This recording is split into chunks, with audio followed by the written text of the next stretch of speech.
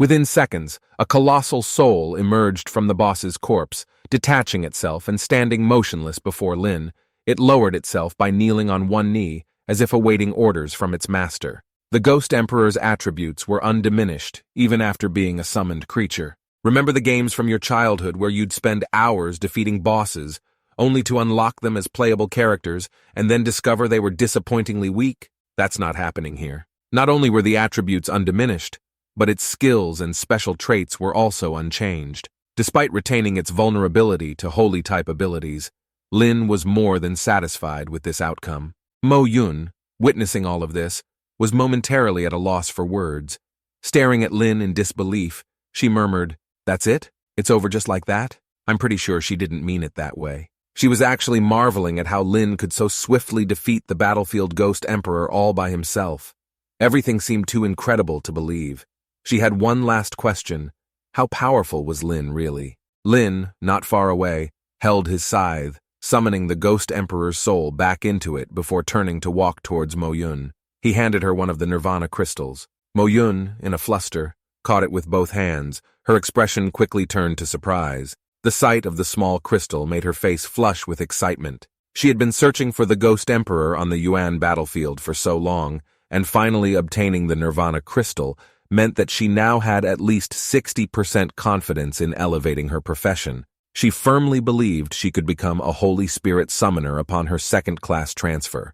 Holding the Nirvana crystal, she silently vowed that the glory of her family would continue through her. Reflecting on this, Mo Yun quickly expressed her gratitude to Lin, who might not yet grasp the significance of the crystal to her. She had been waiting for this moment for a long time.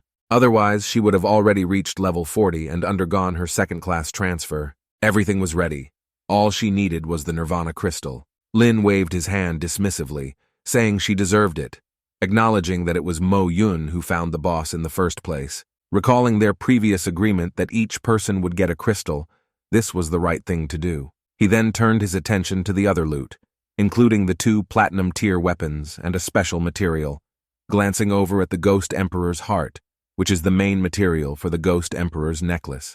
Mo Yun stepped back with a smile, indicating she didn't intend to share these spoils. She patiently explained that the Ghost Emperor's necklace was a valuable boss-level accessory and offered to help Lin find a skilled alchemist to craft it, or suggest he ask Yi Yi to find one. Hearing this, Yi Yi giggled, informing Mo Yun that there was no need for either of them to bother, as Lin was already a disciple of White Divine. Mo Yun was taken aback by this revelation. She hadn't expected Lin to have such a status. Although she had never heard of White Divine taking disciples, she thought about it and conceded that Lin indeed possessed the qualifications. After a brief exchange of small talk, Mo Yun's tone turned serious as she glanced back at the fallen members of the Dynasty Guild. She shared her concerns with Lin, particularly about Richard's death, who was the son of the guild leader, which was not something she believed they would overlook lightly. The guild leader of the Dynasty Guild, being one of the top third-class transfer professionals, despite Lin's association with White Divine, which could offer some protection, Mo Yun feared the possibility of behind-the-scenes retaliation. Lin had already pondered over these potential threats, but appeared unconcerned. With the entire Dynasty squad wiped out, no one will find out what happened here. But there is still one problem, which is the newly acquired loot and Nirvana crystals, as well as the recently summoned Ghost Emperor could give them away. As it turned out, just minutes ago, when the battlefield Ghost Emperor was finally slain, many human professionals had received a notification about its defeat and the drop of the Ghost Emperor's heart, sparking widespread astonishment and discussion. Meanwhile, at the Dynasty Guild headquarters, the guild leader had just received the news of the battlefield Ghost Emperor's defeat with a trace of joy on his face. Despite his disappointment in Richard's academic setbacks, being rejected by several top academies, he believed that his guild was enough to train Richard independently. The squad members he had personally assigned to assist Richard had aimed to secure the Nirvana crystal for Richard's potential profession elevation. With that, attending top academies was irrelevant if he managed to evolve from a rare to a legendary profession.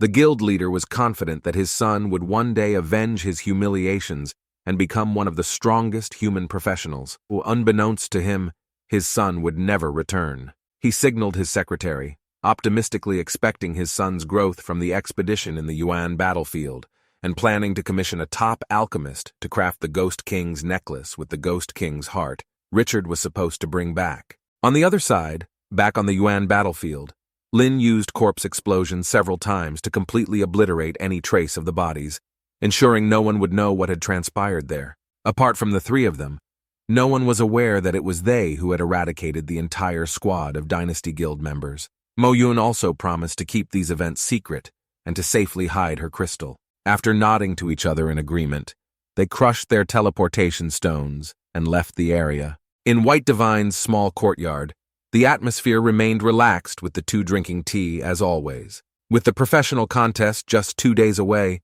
they wondered when Lin would return. Meng Anwen couldn't help but smile at White Divine, intuitively guessing his concern about whether Lin had completed his task. Caught with his thoughts exposed, White Divine showed a rare blush. Meng Anwen then brought up the recent news of the battlefield Ghost Emperor being slain on the 3rd Yuan battlefield. He cast a meaningful glance at White Divine, hinting Lin might be involved. Just as White Divine was about to respond, a surge of energy fluctuated outside the courtyard. The next second, Lin teleported into the courtyard. He bowed and greeted them respectfully, and White Divine, returning to his serious demeanor, asked if Lin had completed the tasks assigned to him. Lin nodded and presented all the materials White Divine had requested. Satisfied with a glance, White Divine's expression changed slightly upon noticing the military badge on Lin's chest, expressing surprise to see Lin had already reached 2-star lieutenant.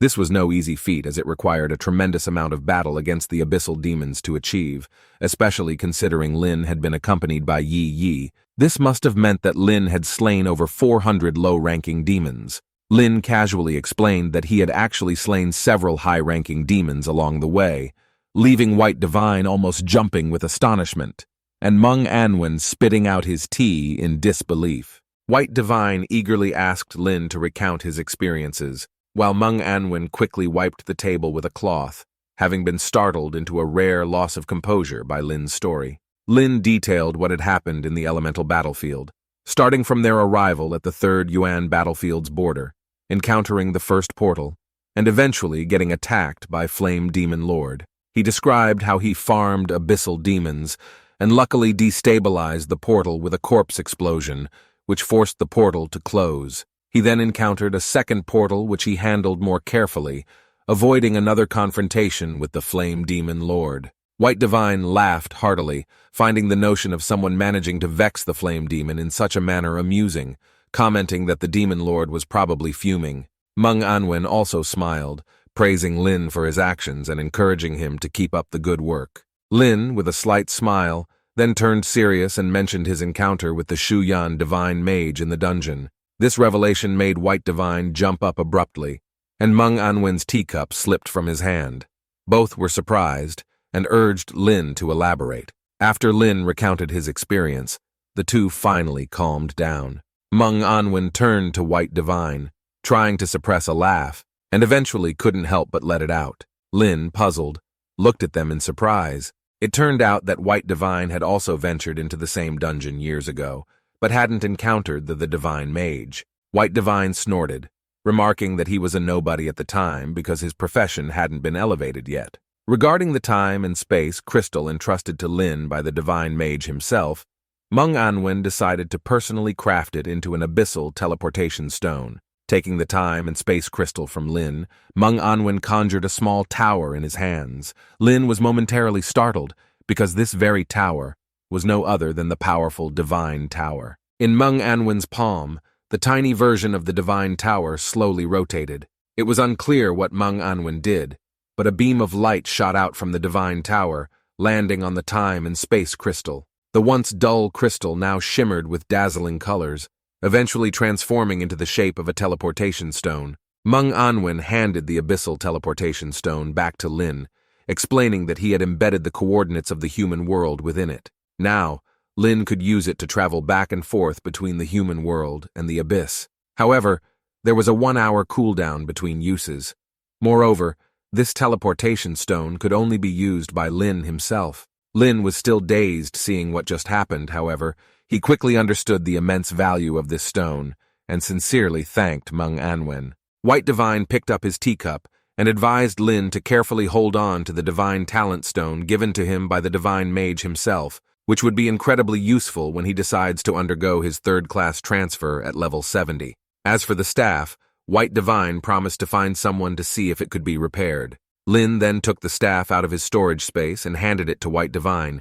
This item was a legendary weapon, and if it could be restored, it would be immensely powerful. The human race had very few legendary weapons, so having this weapon repaired was significant. Finding someone destined to wield it would also fulfill the Divine Mage's last wish. Lin then produced another item he had recently acquired, no other than the Ghost Emperor's heart. This item was green crystal-shaped, hard as a diamond, with vein-like patterns running across it. Upon seeing the item, Meng Anwen glanced at White Divine and chuckled, remarking that he had told him that Lin was the one who had slain the battlefield Ghost Emperor. White Divine coughed twice before swiftly changing the topic, inquiring if Lin had acquired any Nirvana crystals. Lin did not hide the truth, revealing that 5 had dropped in total, with Yi Yi and Mo Yun each taking 1, leaving him with 3. White Divine seemed to make an important decision, asking Lin for 2 of the crystals to assist with Lin's second-class transfer. Taking a deep breath and clenching his fists,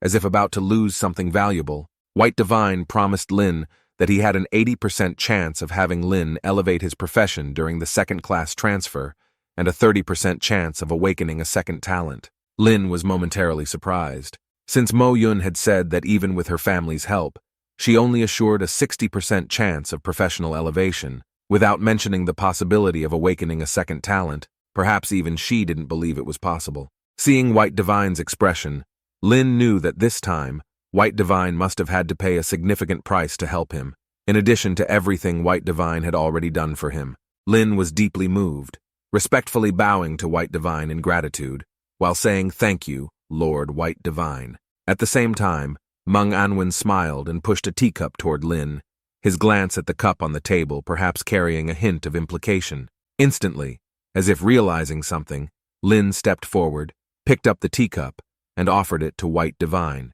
"Disciple Lin greets teacher," he said. White Divine, satisfied, accepted the teacup and drank it all in one gulp. Witnessing this, Lin felt a warmth in his heart, reminiscing about his deceased grandmother, his older sister, Yi Yi. And now, he had gained another family member in this world. White Divine watched his beloved disciple with satisfaction, advising him to rest well tonight as they would head to Nanhong City early the next morning. He encouraged Lin to perform well in the professional contest and to bring back the championship title. Lin nodded, respectfully bowed to both, and then departed.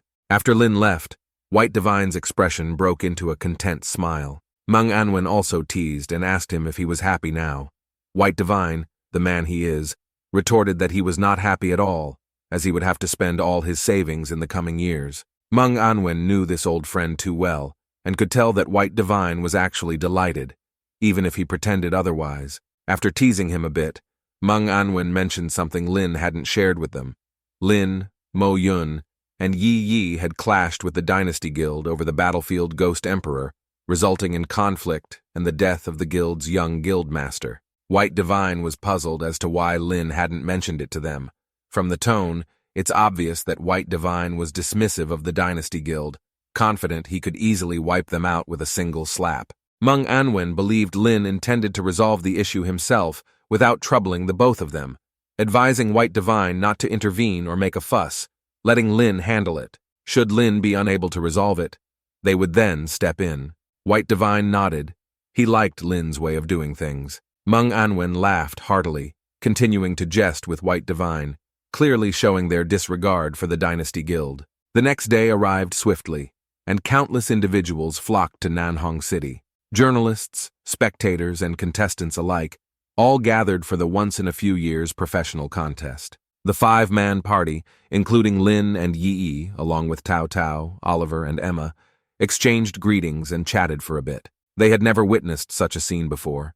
Countless people and a multitude of human professionals from all over the world. It was said that this year more than 100,000 teams had registered to compete, and the preliminary rounds were set to eliminate 90% of them. Only those teams that successfully passed the first phase of the test could stay, Failure meant immediate elimination. They lined up and awaited their turn to enter. After nodding to each other, the five of them stepped into the portal together, and the scenery before their eyes changed instantaneously. A long corridor appeared before them. The first phase of the contest was straightforward. To pass, they simply needed to defeat all the monsters present. Oliver promptly sprang into action, applying buff on everyone. Auras appeared around every one of them: strength, agility, and defense enhancement, alongside countless other buffs. Just as Lin was about to summon his skeletons, Tao Tao interrupted him. Tao Tao didn't want Lin to do all the work. She wanted them to try on their own first, and if they couldn't handle it, then they would ask for his help. Hearing this, Lin nodded in agreement. Lin followed at the back of the party, and soon they encountered their first monster, which astonishingly resembled an abyssal hound, however. This little thing was significantly smaller in size. The casting of a detection spell revealed it was actually a simulated abyssal hound, and not the real thing, with much lower levels and attributes. Tao Tao judged it wouldn't be difficult to deal with. The team instantly sprang into action, with Tao Tao activating her charge skill, charging forward with tremendous force and colliding with the abyssal hound. She then immediately followed up with a shield bash, striking the creature on its head with her shield and plunging it into a stunned state. Suddenly, a shadow appeared beside it, no other than Yi Yi, who had stealthily approached the hound from behind. Her dual daggers plunged into the creature, instantaneously dispatching it. What followed was a hint of relief that crossed everyone's faces. It seemed like they were in for an easy run. However, based on Lin's experience, he suspected that this wouldn't be this simple throughout. Meanwhile, outside, the spectator seats were filled to capacity, and a giant screen displayed densely packed text listing the names of the team captains.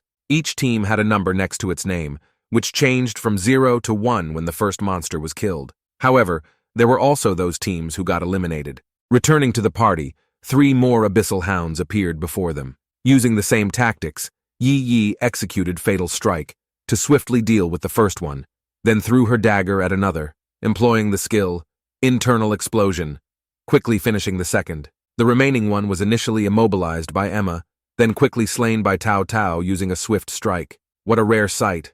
Our boy Lin finally got some rest. But how long do you think this will last? Anyway, at the end of the chapter, the artists also showed their respect for the one and only legend. May the legend rest in peace in the Dragon Ball universe.